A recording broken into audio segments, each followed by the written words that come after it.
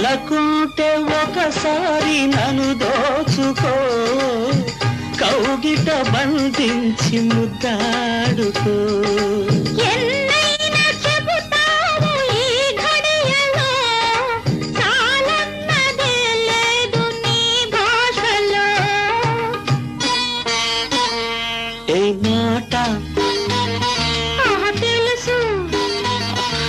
అది కాదు ఇంకేమిటి చెబితే చాలదు కోరిక తీరదు ఇది